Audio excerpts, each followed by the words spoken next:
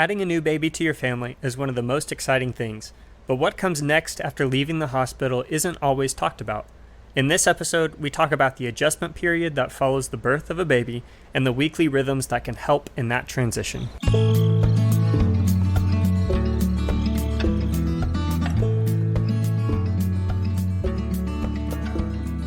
Welcome to the Olive Shoots Family Podcast, where we talk about family and parenting, homesteading, and the things God is leading us towards. I'm Nathan. And I'm Brittany. We've been married for 3 years, have one little boy, and just got our first piece of land where we plan to build and start our homestead. We are passionate about the family unit and getting back to the basics of the way God created us to live. We have big dreams and are learning what it looks like to pursue those dreams while first trusting God's leading. Thank you so much for joining us on this journey.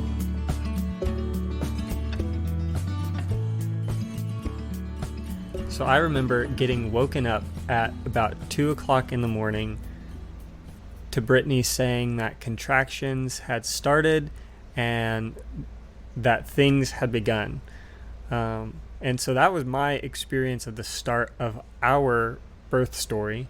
But Britt, kind of walk us through what did that birth story look like from your perspective, and from the beginning to the end, kind of walk us through that.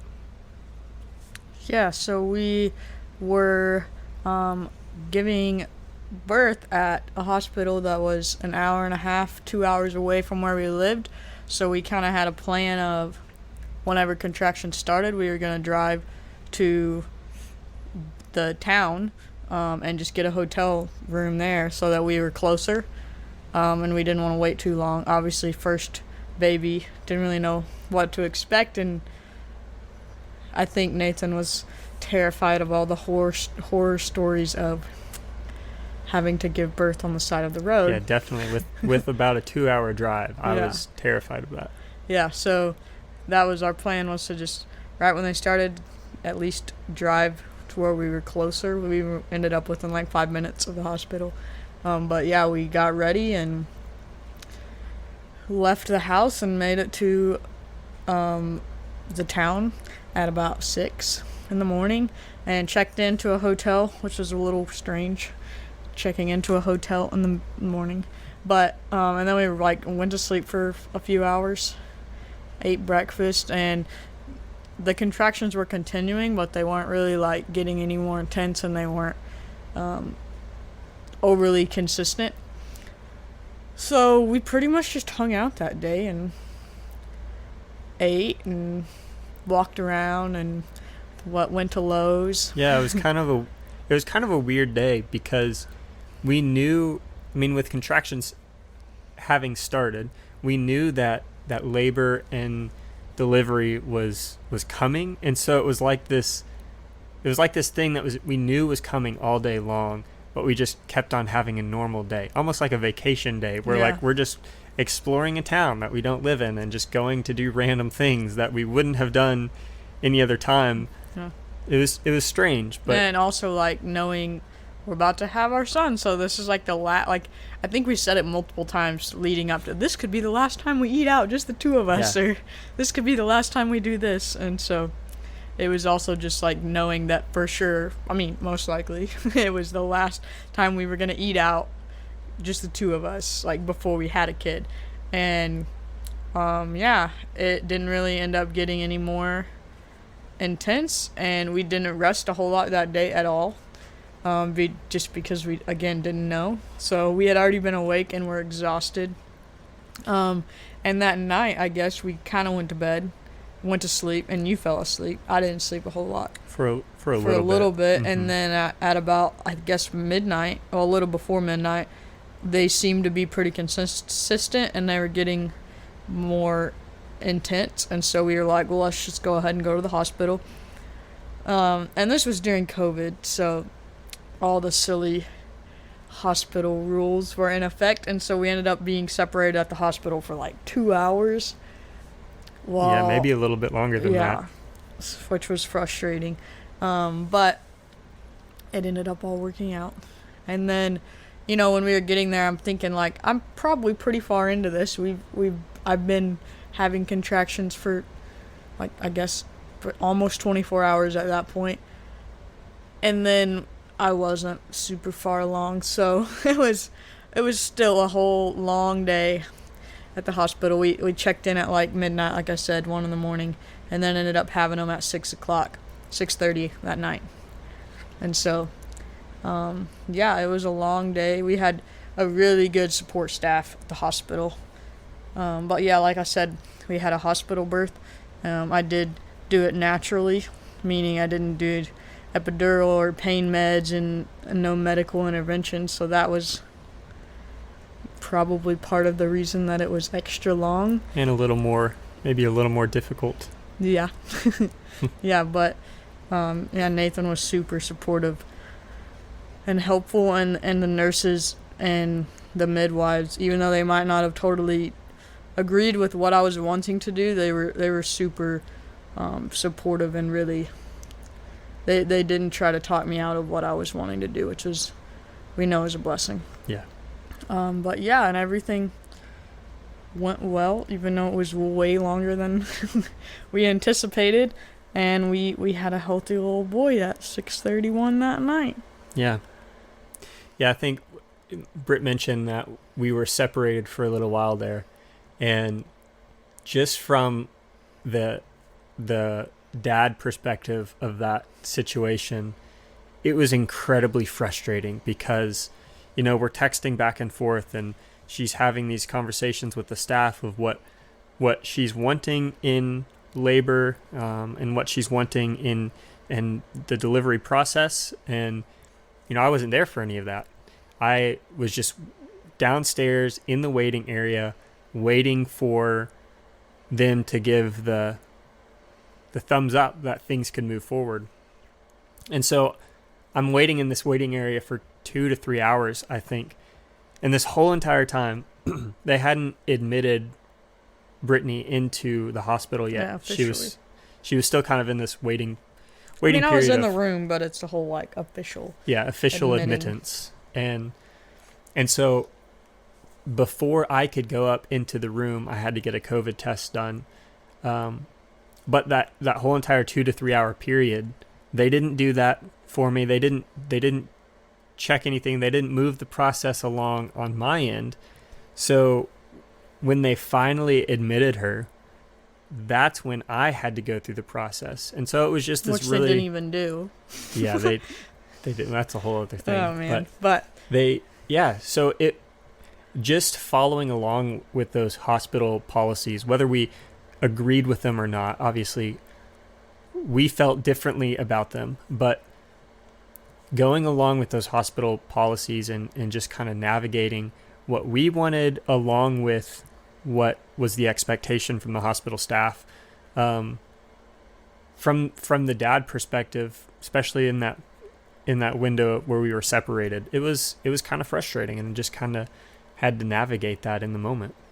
Yeah, but we also quickly realized, well, maybe, I don't know if it was the same day, but we had hoped to get to the hospital when I was within a couple hours or less of actually delivering, and had that happen, we're thinking he probably would have been able to come up quicker, but just with how long it took, we were thankful that I was in the earlier stages and he was able to get with me before, things started actually progressing. Yeah, definitely. And so it was a good thing that we went in earlier than I had wanted to, just because of that whole situation. Yeah. But yeah, it was a very long day, and one of those, and then we were there for a day and a half, 2 days more. One of those few days where we didn't know what day it was, what time it was. But yeah, I think some of the things that we would take away from our first delivery and birth would be, one, we should have rested more. Oh, so much more. In that beginning time, because I didn't, my thought was, because what I'd read was resting and laying down, sitting down can stall the process a little bit, which when you're exhausted at the end is a good thing, but whenever you're ready for the process to pick up and go on, I didn't want to rest. I just wanted to keep walking around and you were ready to have the baby. Let the process continue to happen. And I didn't know that it was going to be a 1.5 day thing, or I probably would have rested more. So that was definitely something that we learned, was that just letting it happen. It's going to take time, and not just trying to rush it or push it whenever rest is probably the most important thing. Yes. And that's a difficult thing as well too, because you're trying to gauge something that you've never experienced before. And at one point you were like, okay, I think this is the real deal. I think we're really close. And that's when we decided to go to the hospital, and then soon after realized, okay, we weren't as close as we thought. So just gauging that is something that's difficult to do, but if possible, err on the side of rest when you can. If you're able to get some sleep, get some sleep. Yeah. Yeah. And then another thing was, we packed way too much in our hospital bags. It was like comical how and much. Obviously I didn't carry any of it in, so Nathan's got like all these bags, and I don't think we even used more than I don't even know that we used half of what we packed. Oh yeah, I had the diaper bag, I had my backpack, I had 2 duffel bags, and a suitcase. Yeah. It was. And then they provide most everything at the hospital, yeah, it was so pretty funny. We didn't use all of it, but I would have rather been over-prepared than under-prepared. And some of the things that we packed that we didn't end up using were kind of our fault in some ways. Like we brought a lot of snacks, but we didn't realize in the moment that she actually could have been eating that whole entire time. And so some of the snacks and some of the things that we thought we were going to be able to have and actually could have had, we didn't realize that in the moment. And maybe one of the lessons there is just, if you don't know, just ask the question. Yeah. And that's okay to ask questions. Earlier than I did, yeah. And then I think I guess 2 things that we did do that was super beneficial was, I made a worship playlist, and honestly, I think I copied other people's playlist, labor playlist, and made my own, but it was just like, a lot of the songs were, I don't know, just calming and peaceful and centered around Jesus, and some of them were literally like worship birthing type songs, but that was just really it was on repeat all day long. I don't know how many times we replayed a playlist, but yeah, like you were probably 15 annoyed times by some of the songs. But just in those moments of when I did like register in and listen to it, it was just pointing me back and calming in those moments. And I think that was, and even like writing down affirmations and Bible verses to just refer back to, just to calm and remember that He's with us during that. I think that's something that fathers can participate in too, that in the moment, in between contractions or things like that, where you're holding your wife's hand or you're trying to just be support to her, that you can go over that list of affirmations or that list of Bible verses and just remind your wife of why you're doing what you're doing, even in the difficulty of that moment, that there's still goodness, that Jesus is still Lord and that He loves your wife, and all of these things, just to not distract her, but to almost refocus. In a way, distract. Maybe, but almost to refocus her mind on the power behind what's going on, rather than just the pain in the moment. Yeah. Yeah, and then the last thing I would say was having a birth plan typed out, and not like paragraph birth plan, but like a bulleted just plan of what you're wanting from the beginning all the way through, like after your baby is born, of like, and honestly that was super helpful because I was able to give that to them, and it took away them having to ask like 20 questions because they were all answered on there. So they just took my birth plan and typed them all on the computer.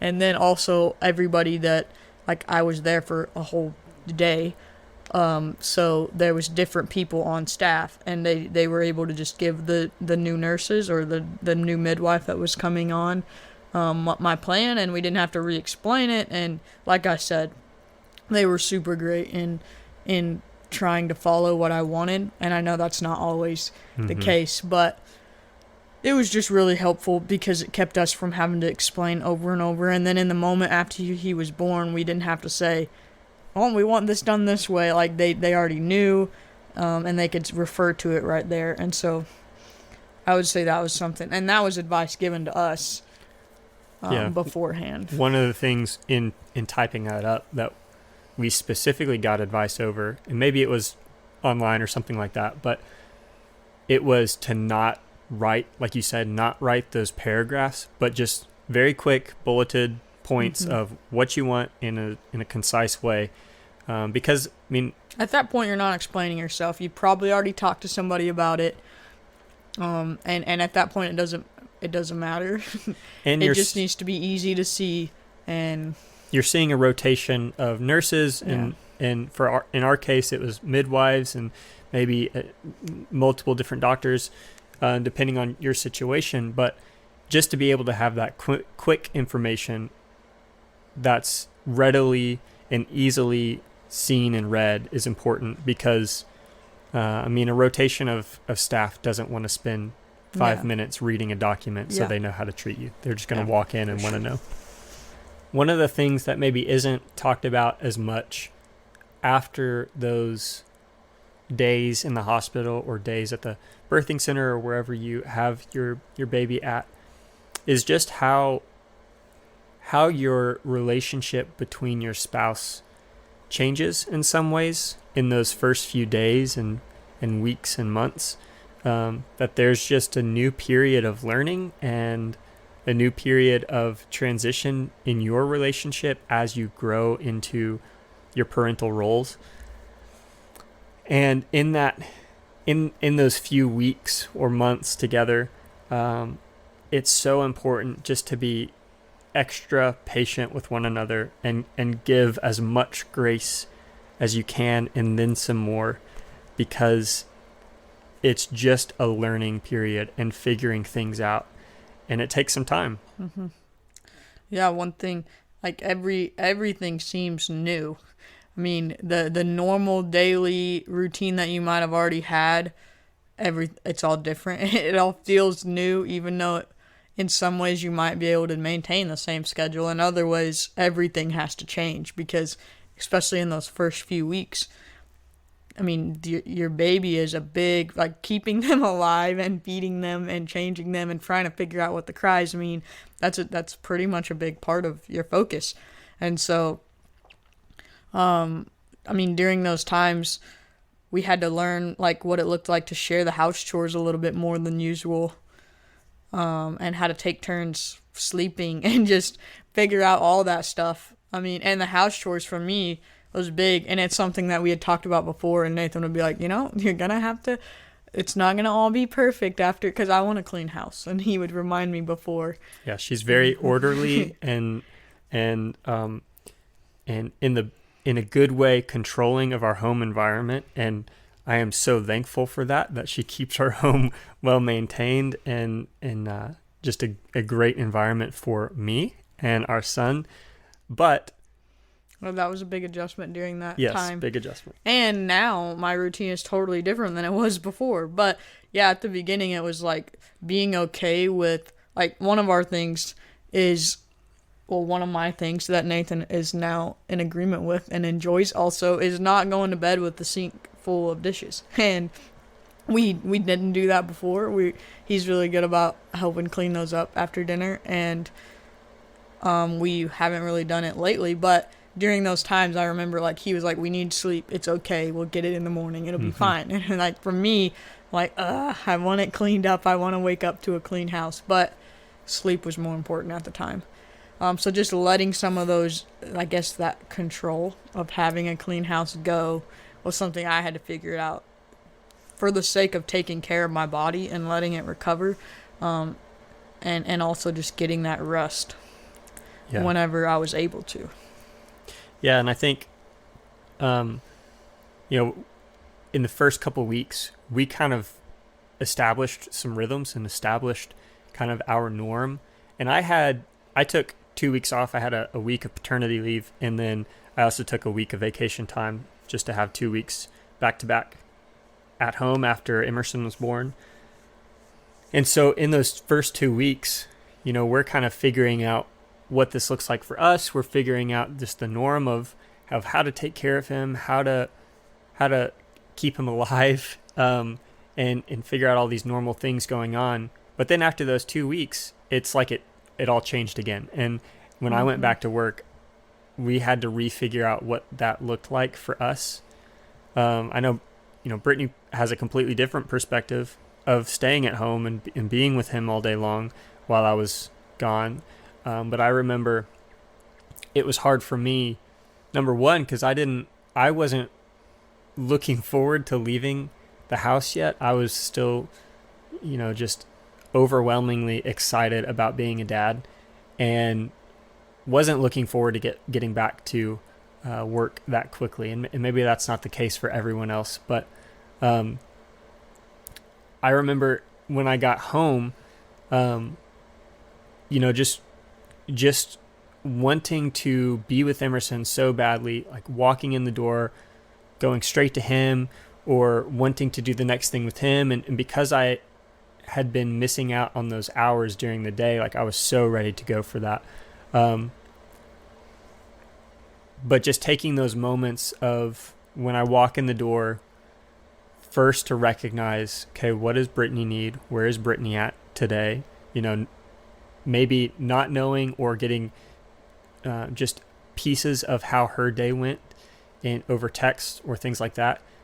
Just being able to walk in that door ready to help her rather than to walk into the excitement of holding our son or holding or doing those things. And that happens in small ways, like, when I walk in the door, going and giving her a kiss and hugging her before trying to hold our son, things like that. Just being aware of how things went for her while I was gone, rather than just quickly walking back into dad mode. What did that look like from your perspective, babe?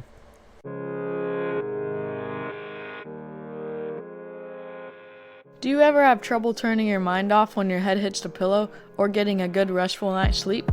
We've struggled with that often lately. Between dreaming up new ventures, the long to-do list, and just winding down from the day, it can be difficult to get the much-needed sleep. We've started using Earthly Wellness Goodnight Lotion, and it has made a huge difference. It has helped us to fall asleep faster and to feel more rested when we wake up in the morning. It is rich in magnesium, which has loads of health benefits and helps promote restful sleep and normal sleep cycles. You just apply a small amount, 10 to 15 minutes before you go to bed. And pregnant or nursing mamas, it's healthy and safe for you too. It also helps relieve those leg and muscle cramps that seem to happen in the middle of the night. We can't recommend it enough. If you are interested, click the link in our show notes and check out all the other amazing Earthly products while you're at it. We have grown to love this company because they carry natural, organic, made in the USA products that actually work and are safe for our little babies and kiddos as well. Yes, the link does help support our family. Earthly is generous enough to give a small percentage back to me if you use my link. So thank you so much in advance for your support. And we hope you like the Goodnight Lotion as much as we do.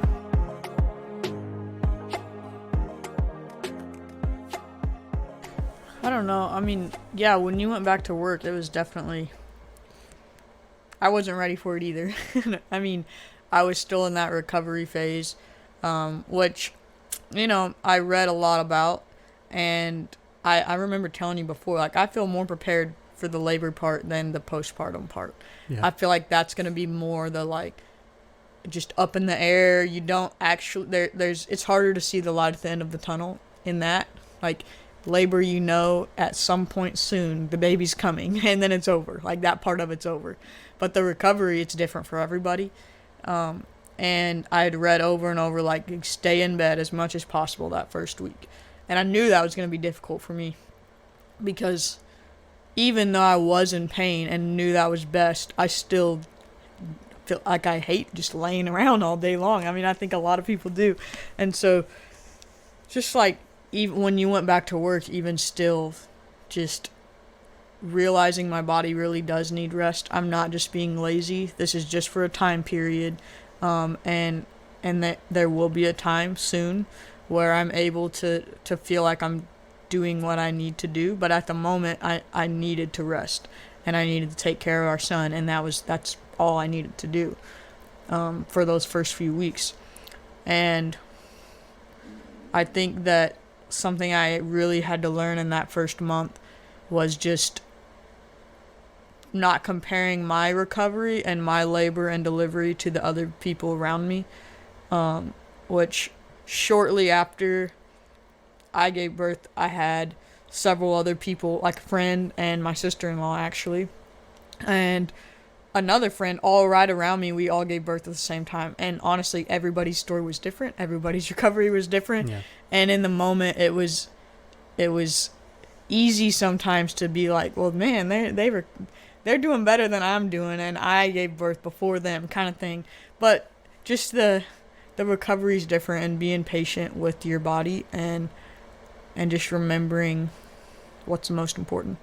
And then also something I think I struggled with was just the anxiousness of wanting to protect Emerson.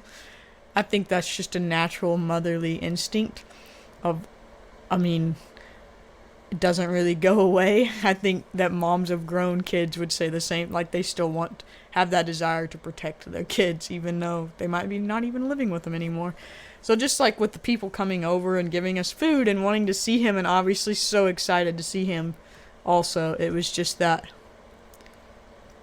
learning to balance, allowing that to happen, and doing what we thought was best for him at the same time.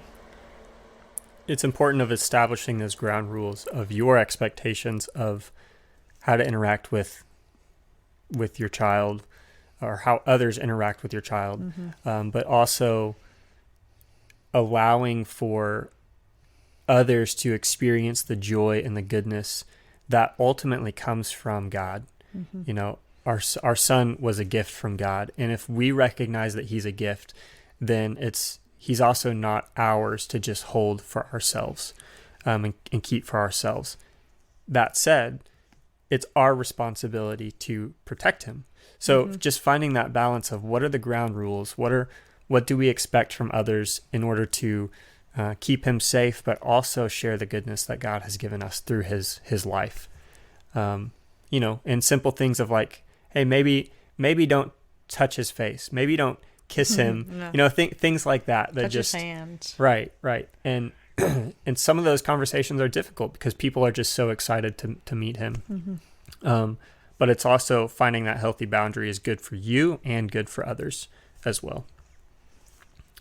And I think for dads, just that time period of adjustment in the relationship and in your family, those early months are all about helping mama. And I know, like I said it several times, the excitement of being a dad and wanting to parent and wanting to hold my son and all those things, those were true every single day and are still true. I love fatherhood. But those early months are definitely about mama. And even recognizing that as a new dad,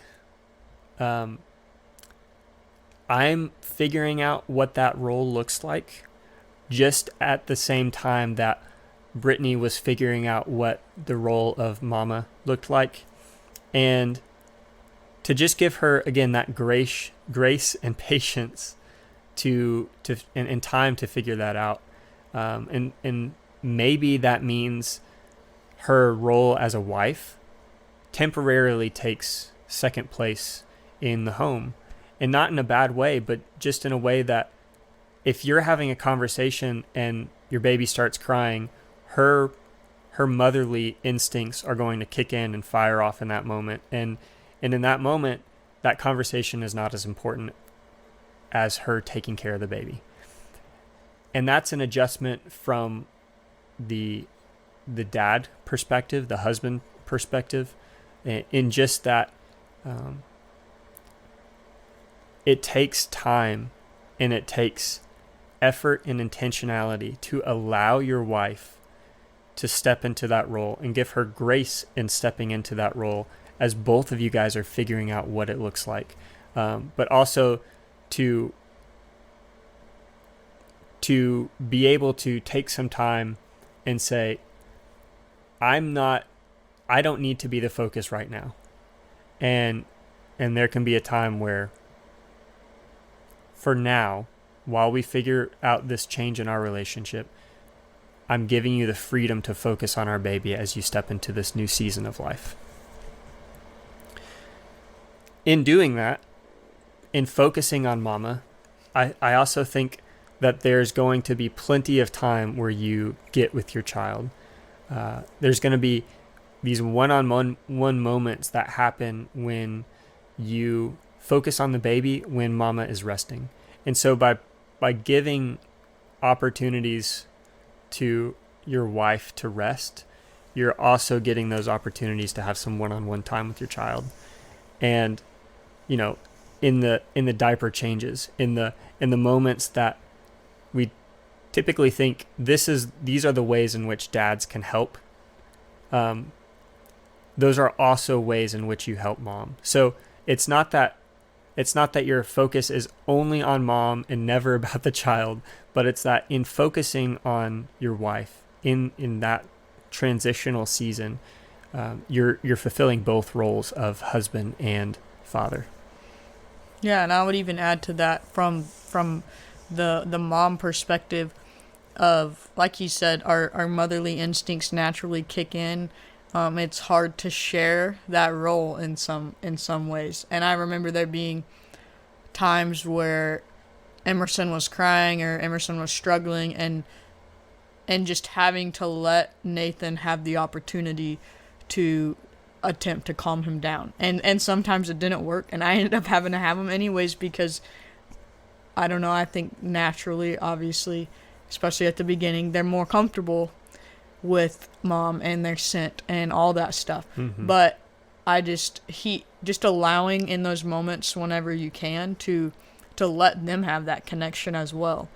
To let the dad and baby have the connection, and to let the dad step in and be able to feel like they are needed and like there is a role for them to play, even though at that beginning stages there's honestly not a whole lot that they can do. Sometimes it feels like that. Yeah. I mean, in supporting, like you said, so not that there wasn't a whole lot you did do. You did a ton, but I just remember you like wanting to feel like you could calm Emerson, mm-hmm. and that you could feed him and like put him to sleep, that kind of things. And so I think that was something that I had to like allow the opportunity, even though maybe it took a little bit longer for him to calm down in your arms than it did in my arms. But I know that it was good for him, and it was also good for you. And so just realizing that we want the baby to be able to be calmed down by dad, and we want dad to be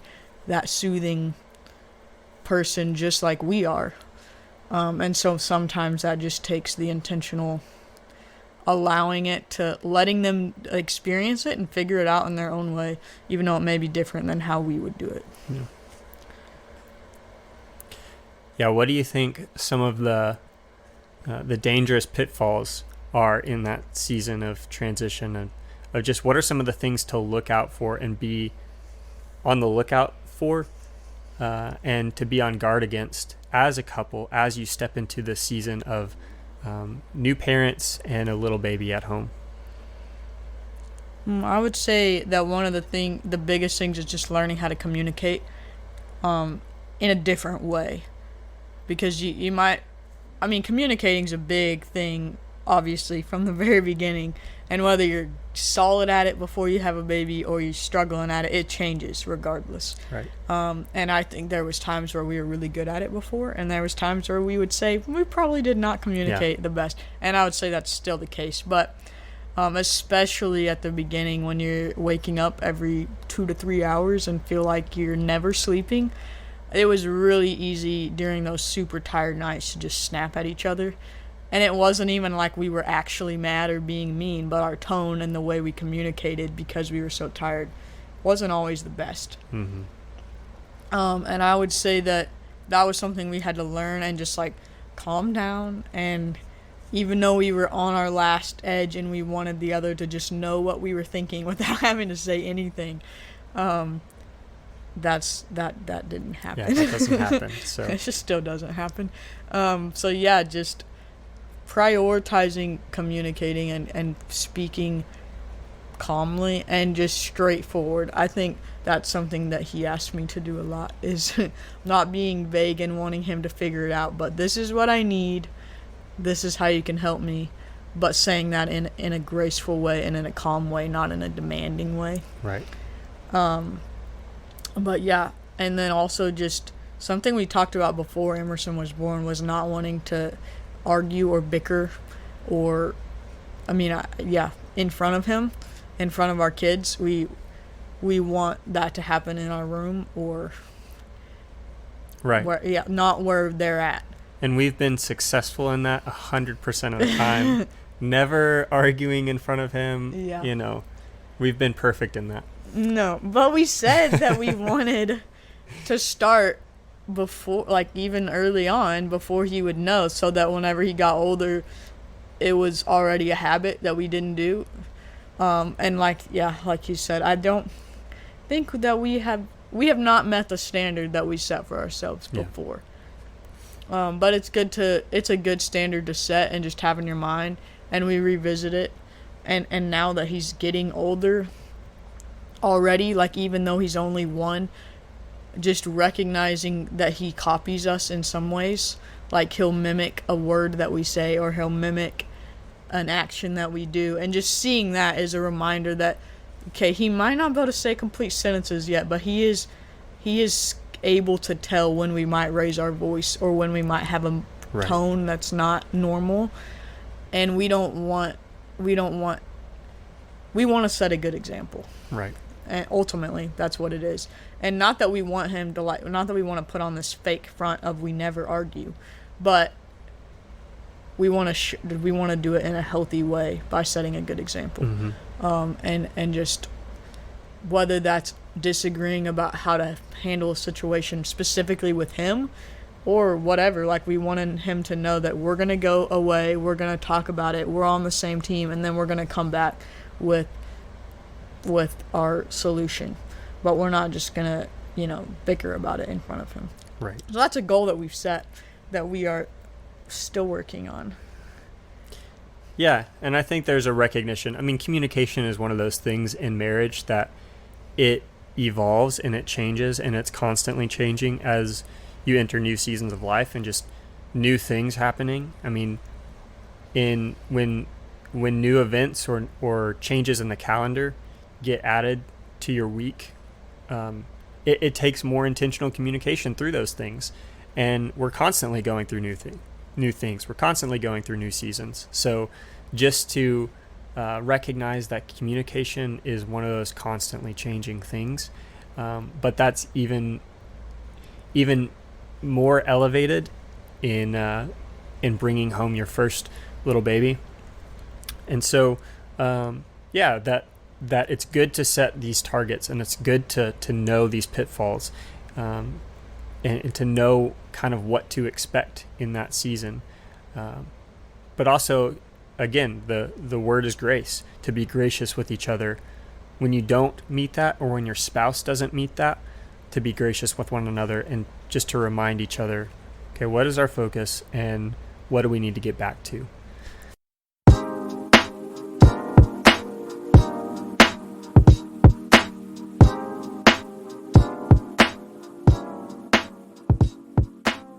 I work in construction, and it's pretty regular that I ache and hurt after a long day's work. But I also want a healthy and natural solution to my pain without the long-term side effects that come from over-the-counter pills. I've been turning to Earthly's Pain Potion for day-to-day relief. Its pain-relieving and anti-inflammatory herb combination have helped me to start my day after waking up sore and to rest after lifting heavy objects all day long.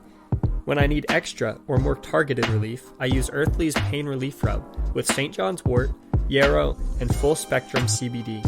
Just rub a small amount of the cream on the painful areas for fast soothing and quick relief.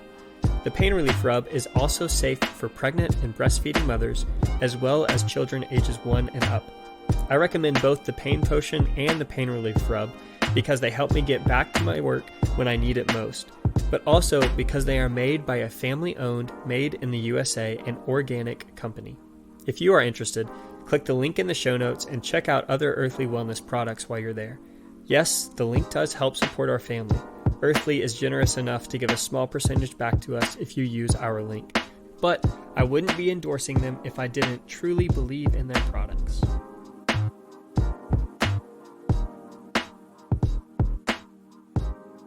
And one of the ways in this last year or so that we have found really helpful to kind of refocus and restructure our time around being intentional and communicating through these seasons and things like that are just a few weekly rhythms that we've developed to help structure our week.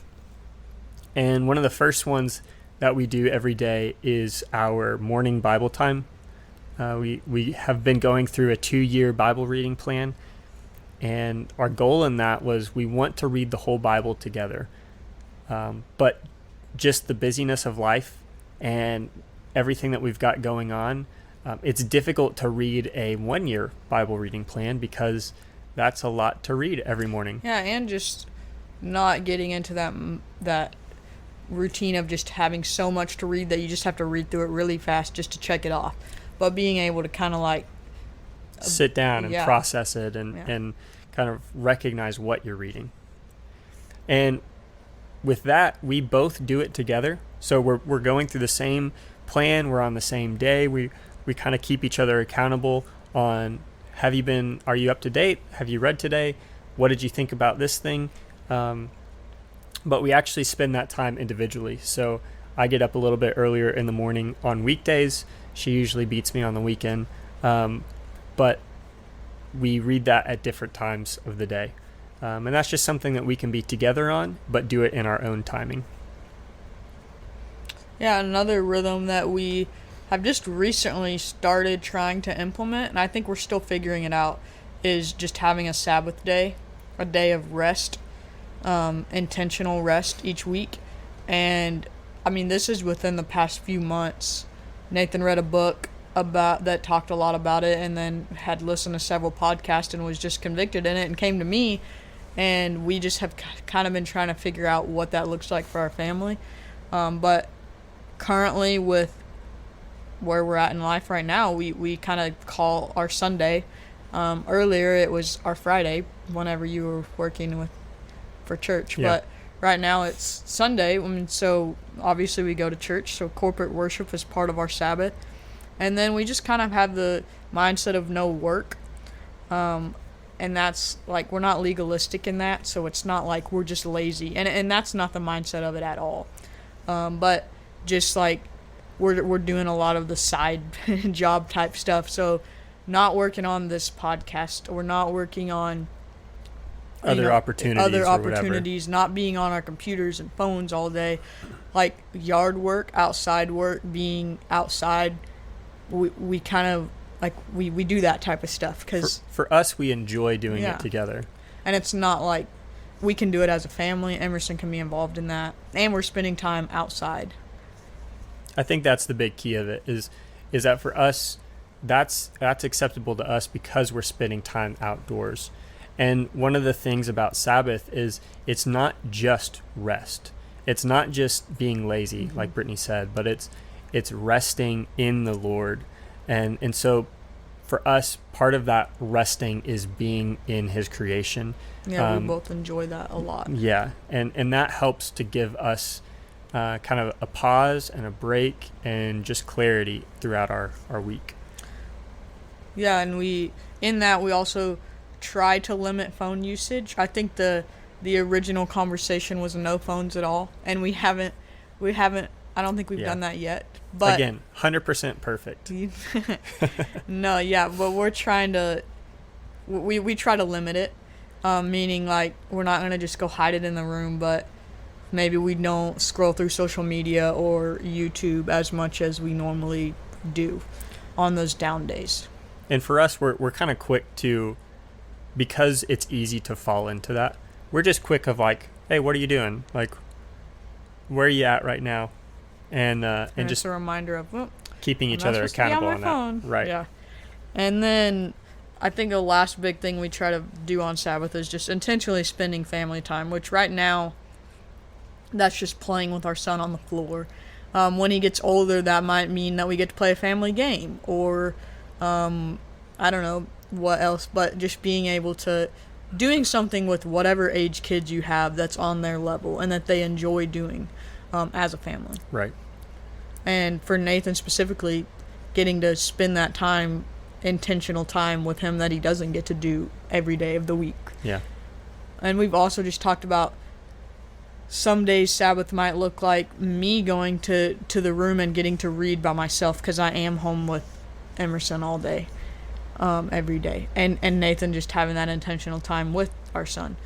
And that's not an every week thing. That might just be like, this week, this is how I need to rest. Or Nathan might say, this week, this is how I need to, like, I want to go on a hike as a family because he really enjoys hiking and being out in nature. So it's just, like we said, not legalistic, this is what we have to follow, but just how can we intentionally rest as a family, and just start our week off in focusing on Jesus. So that's another, like he said, it's not resting and being lazy, it's resting in the Lord and working, doing things in that specific focus, just to rejuvenate and to refuel ourselves for the week. Yeah. And so for us, that happens on Sunday. And so as we kind of go through this day where we're intentionally not doing the projects and the things and everything that we feel like we need to get done, it's just a time of delay and of resting in what God has for us.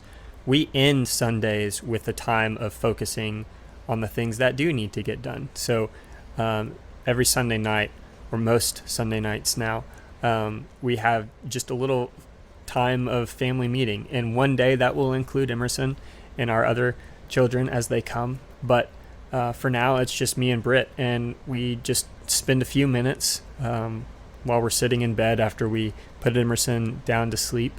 And we go over what our calendar looks like for that week. Just going through the practicality of, hey, we have this coming up tomorrow night, and we have a meeting on Wednesday, and we have this group happening on Thursday night, and just going through those things so that we're both aware of what's coming up and how our week is going to go, so that we're not caught off by surprise.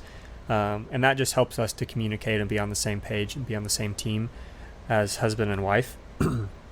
And then we just talk through like maybe some of the issues or some of the things that we foresee being an issue in our kids.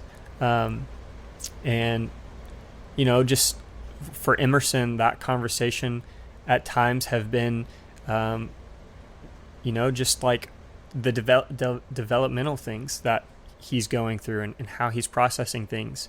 Lately, you know, he just recently turned 1. And so lately it's been, what do you do when a 1-year-old starts whining and fussing and complaining over a little fit that you can tell is completely just a fit over the smallest things? And and so just kind of walking through those things together, discussing parenting together in those moments, just so that, again, you can be on the same page and communicate well as a team. And also just sharing in the joys that maybe we hadn't communicated about that week. So maybe just sharing the praises of Emerson, like what he's done well, like something exciting he's done. And right now it's like he took a few more steps, like we're getting so close to walking. Yeah. But just, not just the issues, but also like, this is what we've noticed that they're doing good in this week. And he listened really well this week or whatever. And then we end it with just like praying together for our kids, for each other, for the week. Yeah, just as we go through those issues or celebrations, you know, we want to give the Lord the credit for the joy, and we want to ask the Lord for wisdom and how to step into this kind of ambassador role as parents well, as we reflect the joy and the love that God has given us to our kids. Then we want to go to Him as we figure out how to do that. And maybe the last weekly rhythm that we have together is Britt goes through and meal prep or meal plans what our week is going to look like. And that kind of just helps set the tone for our weekly meals and get us ready and on what we need, what ingredients we need, and how we're going to share the load of cooking. I have recently started, very recently, like as of maybe week or 2. Week ago. Yeah. Still counts. I've recently started just helping to share that load because just recognize that cooking 7 days a week, nearly every meal, is hard. And maybe that's one way that I can step up and help in our family. So I usually do that on Sunday night, sometimes Monday morning, and then I only do it for a week at a time. I know some people do it for 2 weeks at a time, and I would like to attempt to be that ambitious at some point. But right now, I can try to see through the next 6 days. And, and then just ordering. We do Walmart pickup usually, so I can just put the groceries over in the cart as I'm planning the meal and try to have that planned out for the week. And I think that helps with multiple things. One, it's good for me to know what I'm making and not have to like stress about it at 4 o'clock or 5 o'clock. And 2, whenever I don't know what I'm making, then we find ourselves like, well, we got to go eat out, or, we got to eat junk because that's the fast meals are usually not the most healthy. Mm-hmm. And so it just helps with just being prepared, being ahead of it, and not having to go spend extra money to eat out at the last minute because I didn't take the time. And we still have to do that sometimes. Right. And there's definitely nights where I did plan a meal and we're like, it's been a really hard day and a really long day, and he'll say, let's just grab something. But we try not to do that overly often because it does cost more money to eat out. Yeah. And I think that points back to one of the things we said last week was intentional versus reactive.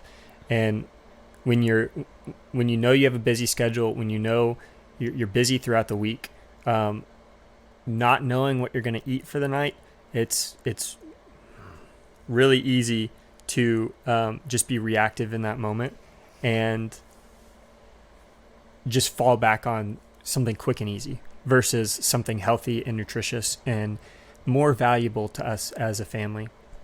And honestly, more valuable to Brittany as wife and home chef. So, that meal planner has just been really helpful for us in leading our family. Yeah, and we also have a free PDF download of just the simple planning sheet that I use available on our website. And we'll link to that in the show notes so that you guys can go to that pretty quickly as well. And if you download that, you'll be added to our mailing list just to stay up to date on what we're doing with new podcast episodes that come out, but also as we reveal and release kind of the new things that are going to be happening with Olive Shoots, that you'll be up to date by those emails as well. So it's kind of a 2-in-1 that you get the planner and get on our mailing list. Yeah, so thank you for joining us on this episode, just walking through. I mean, we kind of walked through a lot from the birth and then postpartum and then just rhythms that we're still learning and figuring out, but that we're finding helpful in the process. And we hope that you find them helpful as well. Yeah. Thanks for listening, guys. We'll catch you next week.